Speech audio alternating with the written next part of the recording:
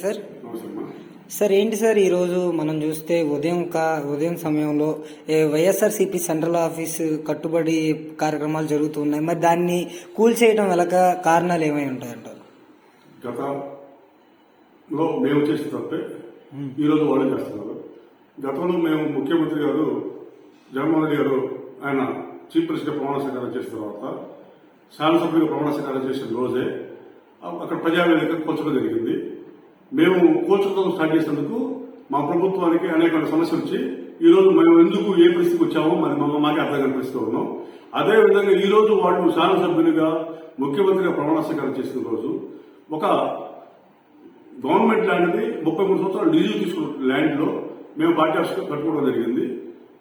ఆ లీజును రద్దు చేయకుండానే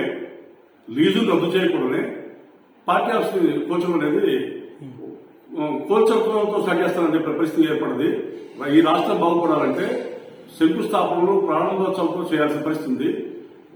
రాష్ట్రాన్ని అభివృద్ధి చేస్తామని చెప్పని పవన్ కళ్యాణ్ గారు చంద్రబాబు నాయుడు గారు చెప్పడం జరిగింది. వాళ్ళు అభివృద్ధికి బాటలయ్యాలని చెప్పి మేము కోరుకుంటున్నాం. అంతేగాని కోల్చడంతో స్టార్ట్ చేస్తే ప్రతి ఒక్కటి కోల్చడంతో స్టార్ట్ చేస్తే ఈ రాష్ట్రం ముందుకు పోవాలనే పరిస్థితి కనపడుతుంది. అటువంటి పరిస్థితి మా ప్రభుత్వం ఎందుకు పోయిందో మాకు ఈ రోజు కార్యకర్తల దొరికి అర్థం కాని పరిస్థితిలో మేము ఉన్నాం.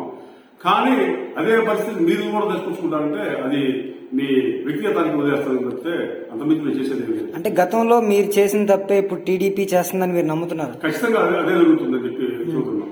ఓకే, అంటే దీనివల్ల మరి వైఎస్ఆర్సీపీ కార్యకర్తలకి వాళ్ళకి ఏమైనా ఇబ్బందులు వచ్చే అవకాశం ఉన్నాయంటారు? కార్యకర్తలు అనేవాళ్ళు సామాన్యులు, మా కార్యకర్తలు అనేవాళ్ళు ఎన్నికలకు ముందు ఓట్లు వేస్తారు, లేకపోతే ఓటేమని చెప్పి అడుగుతారు. తర్వాత వాళ్ళ పని వాళ్ళు పొలం పని చేసుకుంటూ ఇంకో పని చేసుకుని బతికేవాళ్ళు. కానీ అచ్చం కార్యకర్తలు ఎవరు కూడా రాజకీయంగా బతికేవాళ్ళు కాదు.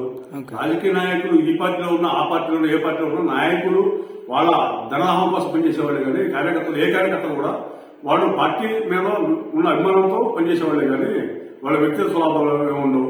చూస్తారు, ఆలోచిస్తారు. ఈ ప్రభుత్వం చేసే మంచి పనులు చూసి ముందుకు పోతారు. చెడు పనులు చేస్తే మాకు పట్టిన వాళ్ళు పడుతుంది. Okay, thank you sir.